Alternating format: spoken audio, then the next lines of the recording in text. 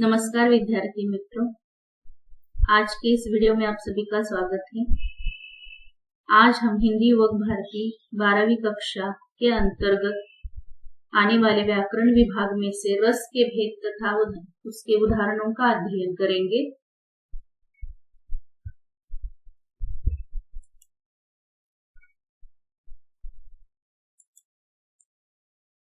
साहित्य शास्त्र में कुल मिलाकर 9 रस बताए गए हैं। कालांतर में उसमें 2 रस सम्मिलित किए गए, तो कुल मिलाकर 11 रस हैं। उसमें से 5 रस 11वीं कक्षा में अध्ययन के लिए दिए गए हैं तथा शेष 6 रसों का अध्ययन 12वीं कक्षा के लिए अंतर्गत आता है। तो हम इन 6 रसों का अध्ययन इस वीडियो में करेंगे। पहला रस है श्रृंगार रस। इसका स्थायी भाव है प्रेम या रति।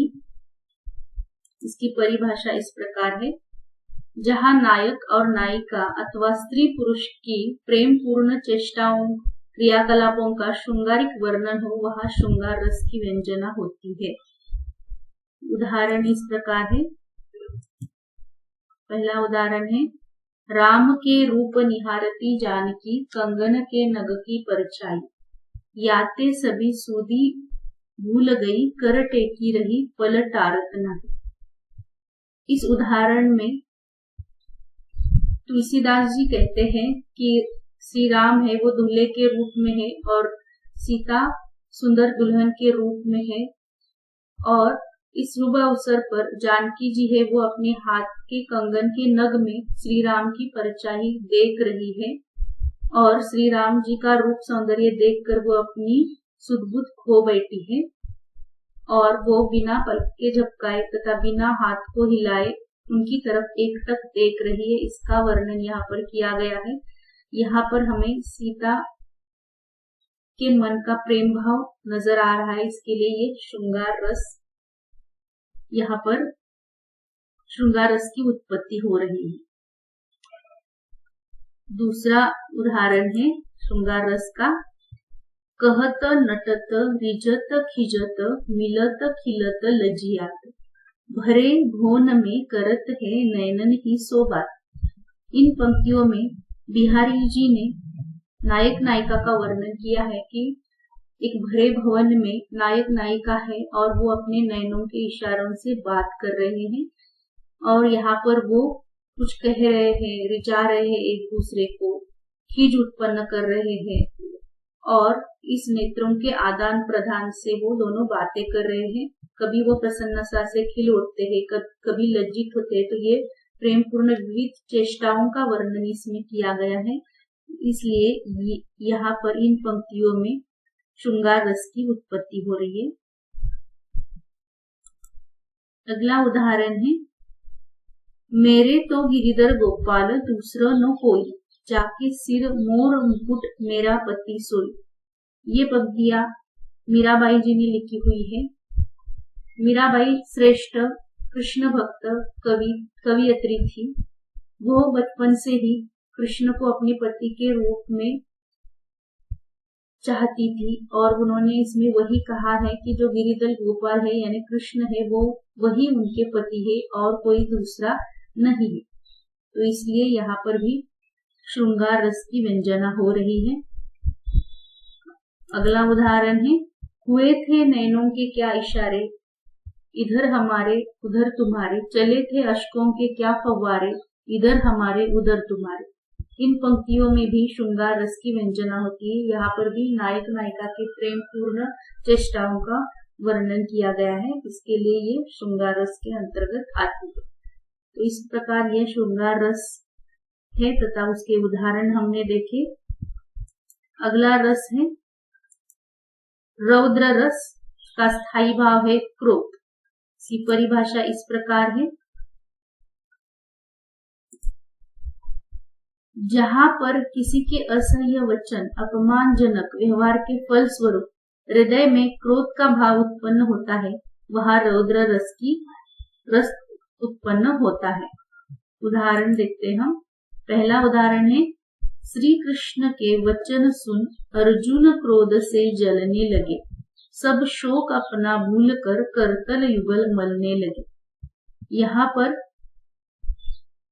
कुरुक्षेत्र में कौरव पांडवों के बीच हुए युद्ध का वर्णन करते हुए ये पंक्तियां लिखी गई है कि जिस वक्त अर्जुन का पुत्र अभिमन्यु इसका मृत्यु चक्रव्यूह में होता है, उसके बाद अर्जुन है वो शोक में डूबा हुआ है और उस वक्त श्री कृष्ण उसे कहते हैं कि किस प्रकार कौरवों ने छल कपट से अभिमन्यु को मार डाला है। तो ये वचन सुनकर अर्जुन क्रोध से जलने लगता है और अपना शोक भूलकर वो अपने करतल युगल यानी दोनों हाथों को वो मलने लगता है। तो यहाँ पर रौद्र रस की उत्पत्ति होती है कि अर्जुन का क्रोध इसमें हमें दिखाई देता है। अगला उदाहरण है, कहा कैकई ने सक्रोध दूर हट निर्बोध, द्विजीवे रस में विष मद घोल।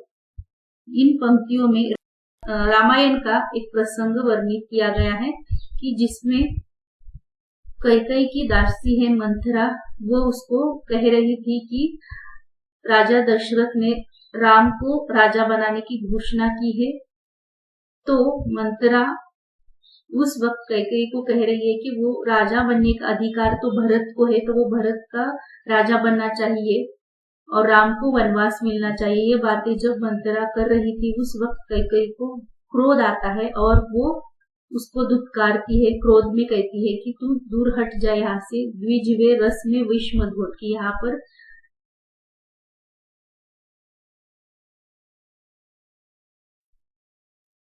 जो राजा दशरथ है उन्होंने सही निर्णय लिया है, तो उस वक्त उनको उसका क्रोध आता है, उस वक्त ये कह रही है। तो इसके लिए यहाँ पर रौद्र रस की व्यंजना हो रही है। अगला उदाहरण है, उस काल मारे क्रोध के तनु उसका कांपने लगा, मानो हवा के जोर से सोता हुआ सागर चका। यहाँ पर भी महाभारत के कुरुक्षेत्र में हुए युद्ध का वर्णन किया गया है कि जिस वक्त हमने पिछले उदाहरण में देखा कि अर्जुन है वो अभिमन्यु की मृत्यु के बाद शोक में डूबा है और कृष्ण है श्री कृष्ण उसको युद्ध के लिए उकसाते हैं। उस वक्त जब वो अपना शोक भूलकर युद्ध के लिए तैयार होते हैं, उस वक्त अर्जुन इस स्थिति में है कि उसको क्रोध के कारण उसका तनु यानी शरीर है वो कांपने लगा है कि किस प्रकार तो मानो हवा के जोर से सोता हुआ सागर जगा। कि जिस प्रकार हवा के कारण समंदर में बड़ी बड़ी लहरें उठ जाती है, वैसे ही उसका शरीर है वो क्रोध के कारण गुस्से के कारण कांप रहा है। तो यहाँ पर भी इन पंक्तियों में भी रौद्र रस की व्यंजना होती है। अगला उदाहरण है, अति रिस बोले वचन कठोर, बेगी देखाऊ मूड नत आजू, उलटहू मही जहां लगत तवराजू। यहाँ पर भी रामायण का एक प्रसंग वर्णन किया गया है कि जिस वक्त सीता स्वयंवर रचा गया था और उसमें ये वर रखा गया था कि जो भी शिव धनुष्य को प्रत्यंचा चढ़ाएगा उसके साथ सीता का ब्याह होगा, उसका वर्णन है। और इसमें जिस वक्त राम है उसको शिव धनुष्य को प्रत्यंचा चढ़ाते वक्त उनके हाथ से वो धनुष्य टूट जाता है और उस वक्त वहां पर परशुराम जी आ जाते हैं और वो जनों को कह रहे हैं कि मुझे उसको दिखाओ, उस मूर्ख को दिखाओ कि जिसने शिव धनुष्य को तोड़ा है, अभी के अभी उसको बेगी दिखाओ, यानी अभी मुझे उसको दिखाओ, नहीं तो मैं जहां तक तुम्हारा ये राज्य फैला हुआ है उसको एक पल में उलट दूंगा। यहाँ पर परशुराम का क्रोध हमें नजर आ रहा है, इसके लिए ये इन पंक्तियों में रौद्र रस की व्यंजना होती है। अगला रस है विभत्स रस, इसका स्थायी भाव है घृणा। इसकी परिभाषा इस प्रकार है, जहां किसी अप्रिय अरुचिकर घृणास्पद वस्तुओं पदार्थों के प्रसंगों का वर्णन हो वहां विभत्स रस उत्पन्न होता है। उसके उदाहरण हम देखते हैं। पहला उदाहरण है, सिर पर बैठो काग आखी दो खात, खींचही जीवही सियार अति ही आनंद उरधारत, गिध जांग के मांस खोदी खोदी कहात उचारत है। यहाँ पर भी ऐसा वर्णन किया गया है कि जो अप्रिय है, अरुचिकर है और हमारे मन में घृणा का भाव उत्पन्न कर देने वाला है। यहाँ पर कोई मृत प्राणी या व्यक्ति है और उसके सिर पर काग यानी कौवा बैठा हुआ है और वो उसकी आंखें नोचकर खा रहा है, तथा जो सियार है वो भी जीभ खींचकर खा रहा है और वो उसको आनंद हो रहा है, ऐसा वर्णन है। तथा गिद्ध है वो जांघ का मांस है वो खोद खोद कर खा रहा है। तो ये एकदम अप्रिय तथा अरुचिकर दृश्य है। दृश्य का वर्णन इसमें किया गया है तथा इसमें विभत्स रस की व्यंजना होती है।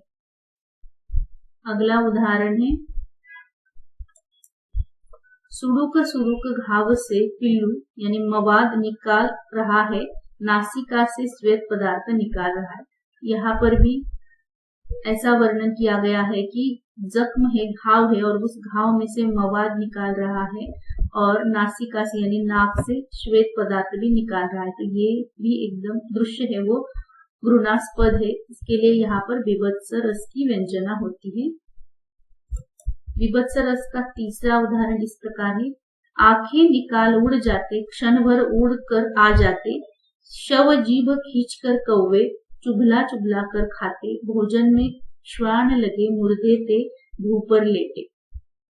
यहाँ पर भी किसी मृत प्राणी के ऊपर ये सभी कौवे है तथा बाकी अन्य जानवर है वो टूट पड़े हैं, मुर्दे है वो भूमि पर लेटे हुए हैं, गिर पड़े हैं और उसको ये खा रहे हैं, सभी चुभला चुभला कर कौवे है तथा अन्य कुछ जीव है वो उसको खा रहे हैं। वो आंखें निकाल कर उड़ जाते हैं, क्षण भर फिर से उड़कर आते हैं, इसका वर्णन किया गया है तथा इसके लिए ये पंक्तियां हैं ये विभत्स रस के अंतर्गत आती है। अगला उदाहरण इस प्रकार है, वस्तु घिनौनी देखी सुनी, घिन उपजे जिय माही, छीन बाड़े विभत्स रस, चित्त की रुचि मिट जाए।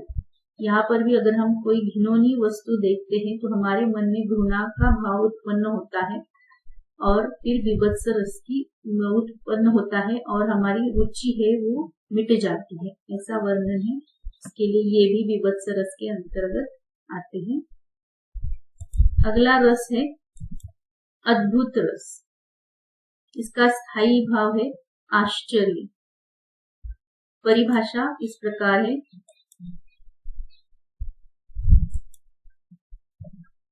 जहां किसी के अलौकिक क्रियाकलाप, अद्भुत आश्चर्यजनक वस्तुओं को देखकर हृदय में विस्मय अथवा आश्चर्य का भाव जागृत होता है, वहां अद्भुत रस की व्यंजना होती है।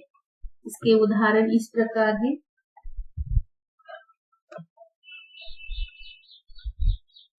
पहला उदाहरण है, एक अचंबा देखा रे भाई, टाड़ा सिंह चरावे गाय, पहले पूत पाचे माई, चेला की गुरु लागे पाई। तो इस उदाहरण में ये कबीर जी की उलटबासियों में से एक उदाहरण है कि वहां पर वो कह रहे हैं कि हमने एक अचंबा देखा, मतलब एक आश्चर्यकारक घटना देखी। क्या घटना देखी कि टाड़ा सिंह चरावे गाय, गाय है वो शेर को, सिंह को घास चरा रही है। और अगली पंक्ति में कहा गया है कि पहले पुत्र का जन्म होता है, फिर माँ का जन्म होता है। तथा अगली पंक्ति में वो कहते हैं कि गुरु है वो चेला के यानी शिष्य के पाँव छू रहा है, ऐसा वर्णन किया गया है। ये पंक्तियों में एक आश्चर्यकारक घटनाओं का वर्णन किया गया है तथा ये पंक्तियां है वो अद्भुत रस के अंतर्गत आती है। अगला उदाहरण है, बिनु पग चले सुने बिनु काना, कर बिनु कर्म करे विधि नाना, आनन रहित सकल रस भोगी, बिनु वाणी वक्ता बड़ जोगी। इन पंक्तियों का अर्थ इस प्रकार है कि बिनु पग चले, पग यानी पैर, पैर नहीं है फिर भी वो चल रहा है। सुने बिनु काना, कान नहीं है फिर भी वो सुनता है। कर बिनु कर्म करे, कर यानी हाथ, हाथ नहीं है फिर भी वो कर्म काम कर रहा है। विधि नाना, विविध प्रकार के कार्य वो कर रहा है। आनंद रहित सकल रस भोगी, आनंद यानी मुख, मुख नहीं है फिर भी वो अनेक रसों का भोग कर रहा है। बिनु वाणी वक्ता बड़ जोगी, वाणी नहीं है फिर भी वो एक बहुत बड़ा वक्ता है, ऐसा वर्णन यहाँ पर किया गया है। इसके लिए यहाँ पर इन पंक्तियों में अद्भुत रस की व्यंजना होती है। तथा ये पंक्तियां अद्भुत रस के अंतर्गत आती है। अगला उदाहरण इस प्रकार है। देख यशोदा शिशु के मुख में सकल विश्व की माया, क्षण भर को वह बनी अचेतन, हिल न सकी कोमल काय। यहाँ पर यशोदा और कृष्ण इन दोनों का वर्णन इन पंक्तियों में किया गया है कि जब कृष्ण है वो मिट्टी खा रहे थे, उस वक्त यशोदा उनके मुख में देखती है। क्या देखती है? तो उनके मुख में कि सकल विश्व, पूरा ब्रह्मांड उनको उसके कृष्ण के मुंह में नजर आता है यशोदा मैया को, और वो क्षण भर के लिए अचेतन बन जाती है। वो अपनी सुध है वो खो बैठती है और एक पल के लिए भी उसकी कोमल काया वो हिलती नहीं है, ऐसा वर्णन इसमें किया गया है। तो यहाँ पर आप चित्र में भी देख सकते हैं। तो इसके लिए ये पंक्तियां हैं अद्भुत रस के अंतर्गत आती है।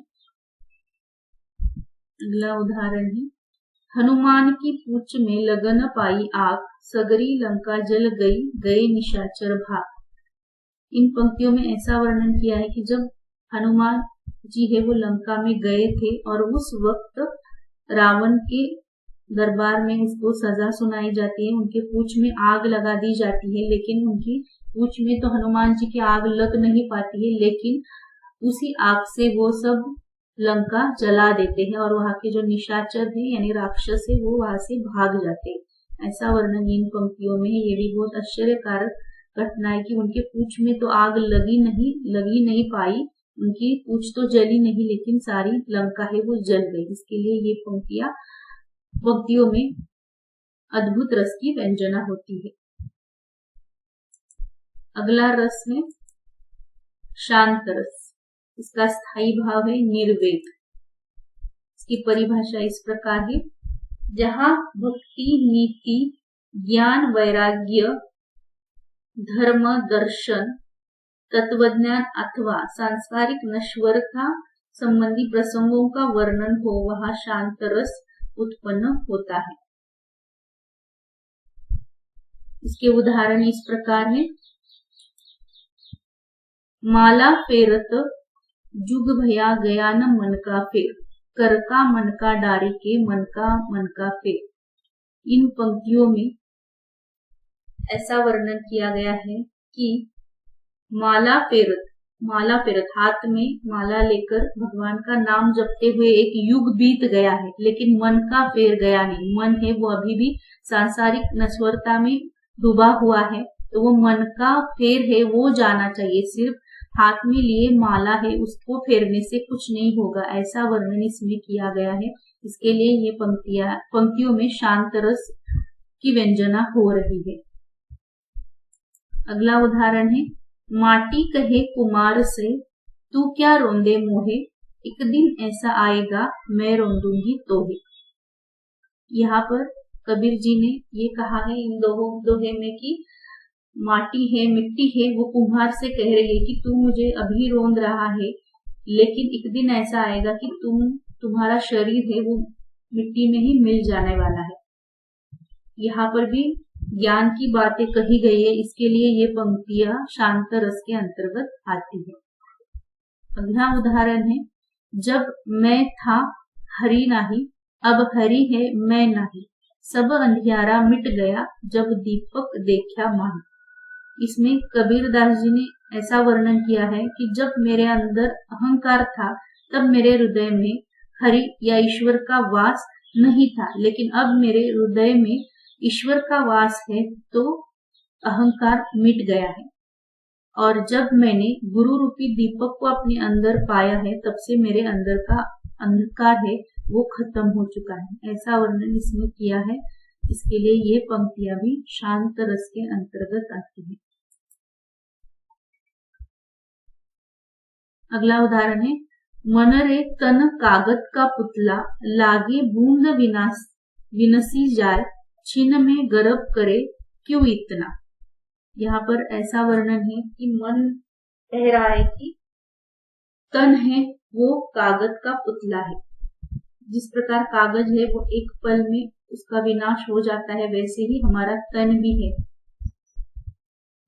हमें इस तन पर गर्व नहीं करना चाहिए, घमंड नहीं करना चाहिए। वो भी एक कागज की पुतले की तरह है, क्षण में विनाश होने वाला है। ऐसी बातें इन पंक्तियों में कही गई है।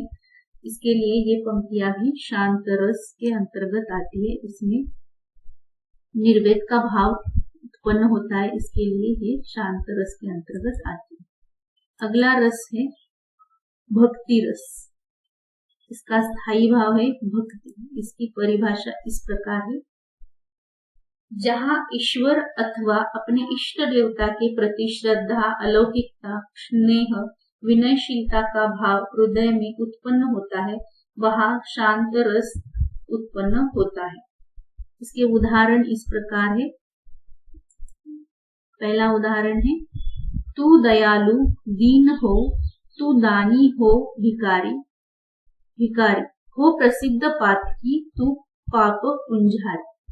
यहाँ पर ऐसा कहा गया है कि भगवान है वो दयालु है, दीन है यानी जो गरीब है उनके प्रति वो दयालु है, भिकारी जो भी है उनके लिए वो दानी बन जाते हैं।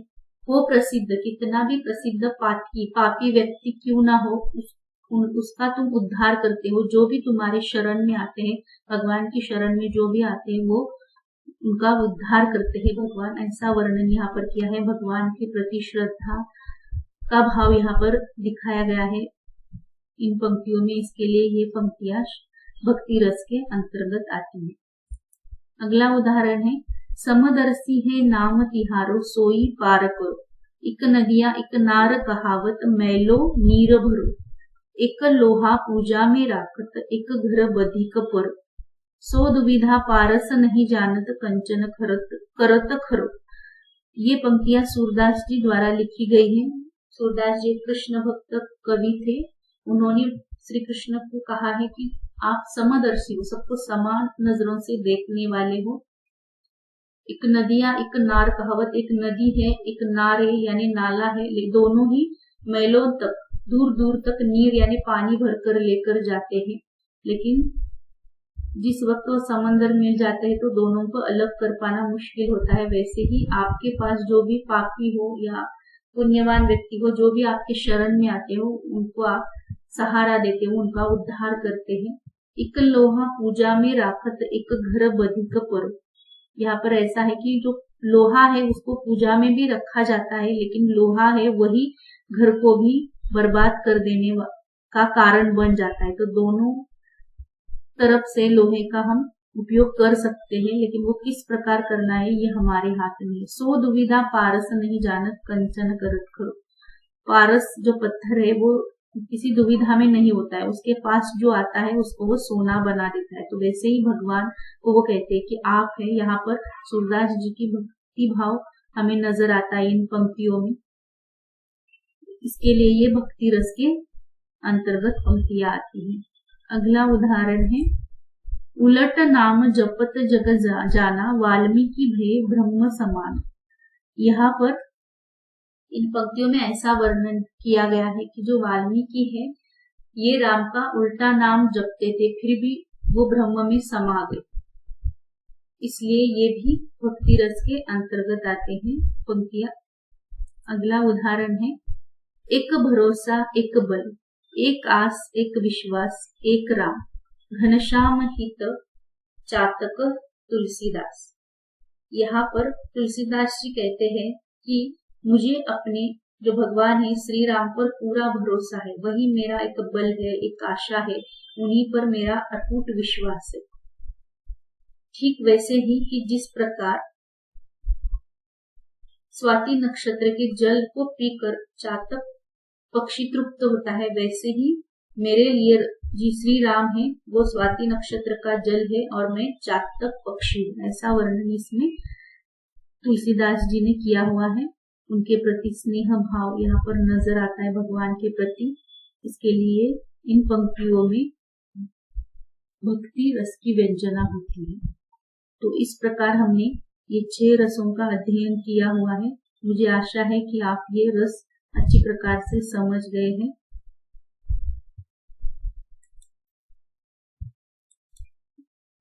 आज का ये वीडियो मैं यहाँ पर ही समाप्त करती हूँ। धन्यवाद।